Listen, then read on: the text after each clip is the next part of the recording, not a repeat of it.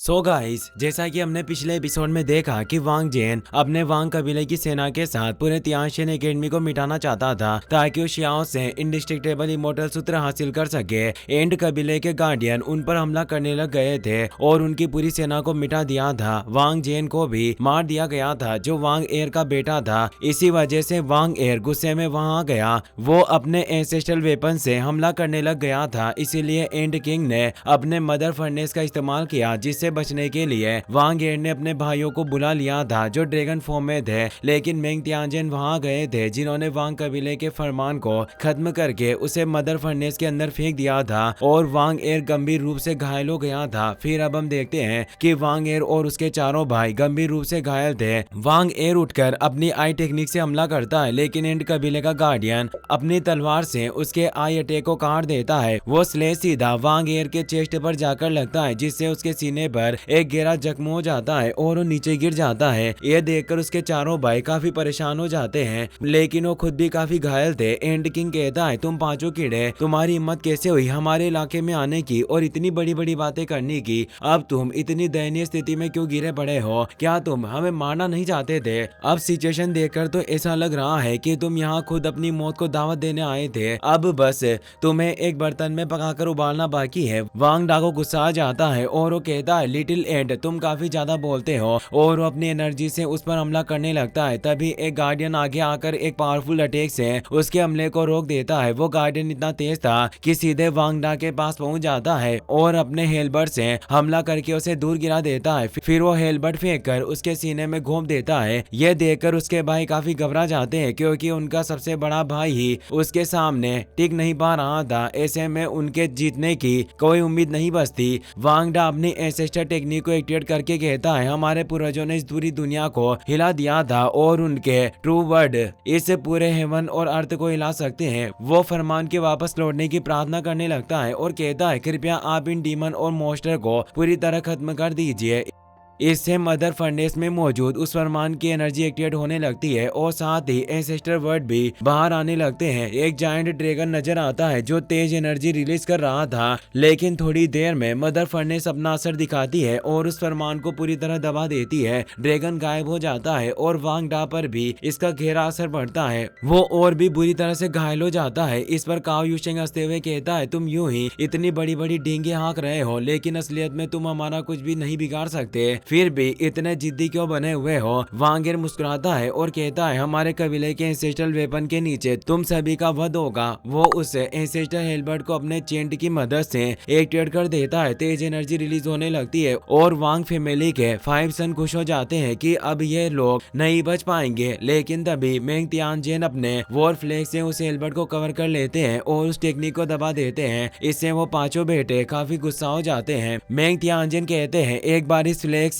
Immortal king की लाश को लपेटा गया था। ये अनगिनत एंसेस्टर के एसेंस ब्लड से नहाया हुआ है। अगर इस वॉर हेलबर्ट में कोई स्पीड भी होगी तो भी ये इस वॉर फ्लैग के सामने कुछ भी नहीं कर सकती। इतना कहकर उस हेलबर्ट को अपने पास रख लेते हैं और अपनी एनर्जी से बचे हुए तीनों वांग चांगशेन के बेटों को पकड़ लेते हैं। एंड किंग के गार्डियन भी उन्हें चारों तरफ से घेर लेते हैं। इस पर वो गुस्से में कहते हैं, मेंग तियानजिन, तुम अपनी लिमिट पार कर रहे हो। वांग फैमिली अभी तक खत्म नहीं हुई है। हमारे पिता अभी भी जिंदा है और हमारे 9th ब्रदर की कल्टिवेशन लेवल भी अब हमारे पिता के बराबर हो चुकी है। उसकी शक्ति बेजोड़ है लेकिन तुम्हारी ब्लड एनर्जी धीरे धीरे फीकी पड़ रही है। तुम ज्यादा दिनों तक अपने इन शिष्यों की रक्षा नहीं कर पाओगे। एक बार जब तुम बूढ़े हो जाओगे तो तुम्हारे ये सभी जूनियर और ये तियानजिन एकेडमी निश्चित रूप से हमारे कबीले द्वारा समतल कर दी जाएगी। मेंग तियानजिन कहते हैं कि जब तक मैं जिंदा हूँ मैं न तो अपनी दुनिया में विदेशी दुनिया के लोगों को गड़बड़ी करने दूंगा और न ही तुम लोगों को। और जहाँ तक फ्यूचर की बात है तो मेरी जगह मेरे नए उत्तराधिकारी सामने आएंगे। तुम्हारी वांग फैमिली कभी हमारे साथ परेशानियां पैदा नहीं कर पाएगी क्योंकि मेरे पास भी मेरा एक होनहार शिष्य है जो तुम्हारे उस नौवे भाई का मुकाबला कर सकता है। काओ युशेंग कहता है, ग्रेट एल्डर, ये पांचों वांग कबीले के तुच्छ लोग हैं। ये आपकी बातों को समझने वाले नहीं है क्योंकि लातों के भूत बातों से नहीं मानते। इसीलिए मेरी माने तो आपको इनके चेहरे पर लगातार थप्पड़ मारने चाहिए जब तक ये सरेंडर ना कर दे। मोटा वांग फैमिली का एंसेस्टर कहता है, लड़के तुम अपने आप को समझते क्या हो जो हम बड़ों के बीच बोल रहे हो? मेंग तियानजिन तेज एनर्जी वेव से हमला करके उन्हें चुप करा देते हैं।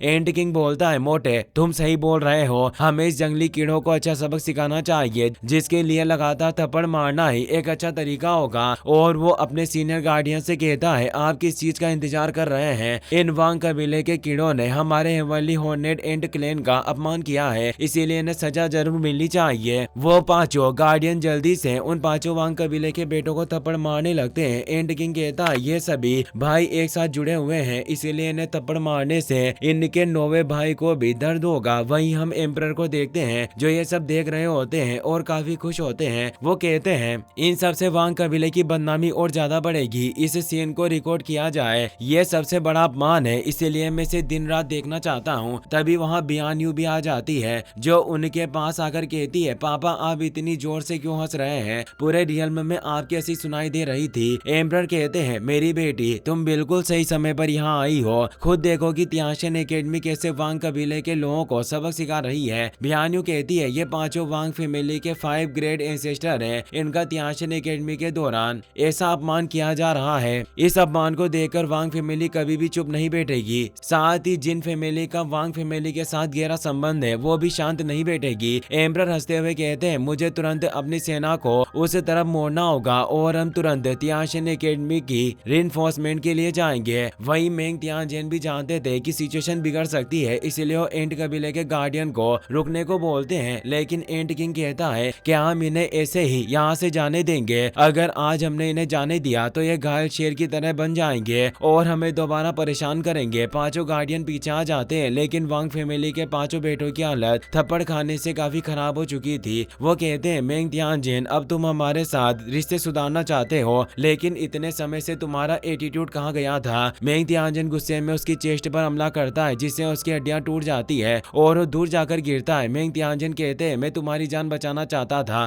ताकि मैं तुम्हें तुम्हारे पिता की तरफ से एक अच्छा लेसन दे सकूं, लेकिन तुम लोग सुधरने वाले नहीं हो। इस पर वांग फैमिली का एंसेस्टर पूछता है, आखिर तुम करना क्या चाहते हो? जिस पर मेंग तियानजेन कहते हैं, अगर तुम्हें अपने कर्मा का प्रायश्चित करना है तो तुम्हें बॉर्डर लाइन की हिफाजत करनी होगी और दूसरी दुनिया के दुश्मनों को मारना होगा। एंड किंग भी कहता है, बॉर्डर की हिफाजत करना तुम्हारी वांग फैमिली का भी कर्तव्य है, इसीलिए तुम्हें शर्त माननी होगी। वांगडा कहता है, मेंग तियानजेन तुम इस मामले में हमें अपनी पर्सनल शिकायतों की वजह से घेरना चाहते हो क्या? तुम चाहते हो कि हम पांचों भाई बॉर्डर पर लड़ते हुए मारे जाए? वांग गेर भी उठते हुए कहता है, तुम अकेले हमें वहां भेजने का फैसला नहीं ले सकते, अगर तुम हमें बॉर्डर पर भेजना चाहते हो तो तुम्हें सभी कबीले के साथ इसकी चर्चा करनी होगी। मेंग तियानजेन गुस्से में कहते हैं, तुम अभी भी बहुत ज्यादा बोल रहे हो, और वो अपनी एनर्जी से हमला करके उन दोनों को काफी दूर फेंक देते हैं। वो कहते हैं, बॉर्डर पर हमारे सभी कबीले के लोगों ने अपना खून बहाया है, लेकिन अब तक वांग फैमिली चुपचाप खड़ी रही और इस युद्ध में जरा भी योगदान नहीं दिया। क्या तुम लोग अपनी जिंदगी से इतना प्यार करते हो और मरने से इतना डरते हो कि बॉर्डर पर जाने से डरते हो, फिर भी तुम हमें धमकाने की कोशिश करते हो? तुम लोग तो कायर हो। इससे वांग फैमिली के उन बेटों को गुस्सा आ जाता है और वो कहते हैं, हम मौत से नहीं डरते साहब, लेकिन हम तुम्हारे इस अपमान को स्वीकार करने के लिए तैयार नहीं है। वांग फैमिली युद्ध में जरूर शामिल होगी, लेकिन इसके लिए तुम्हें हमें फोर्स करने की कोई जरूरत नहीं है, हम किसी के दबाव में रहकर काम नहीं करना चाहते। तभी आसमान में गोल्डन एनर्जी दिखाई देती है, क्योंकि एक पोर्टल ओपन होता है जिससे एक रथ नीचे उतरने लगता है। सभी हैरान रह जाते हैं क्योंकि ये एक क्रॉस रियल में पैसेज था। तियानशेन एकेडमी के डिसिबल समझ जाते हैं कि यह जिन कबीले की राजमाता की सवारी है। आखिर इन दोनों वांग और जिन कबीले के बीच ऐसा क्या समझौता हुआ है कि यह एक दूसरे का इतना साथ दे रहे हैं, और यहाँ तक कि जिन कबीले की राजमाता खुद यहाँ आ गई है। जिन कबीले की राजमाता बाहर आती है, जिनका नाम जिन ताइजुन होता है, वही जो अपने मिरर से ये पूरी फाइट देख रही थी, उनकी पावर सुप्रीम रियल्म में थी। वो जमीन पर उतरती है और कहती है, भाई मेंग तियानजेन, तुमसे काफी समय से मुलाकात नहीं हुई, तुम अब भी पहले की तरह काफी साहसी हो। फिर वो आगे कहती है, आज ये बुढ़िया तुमसे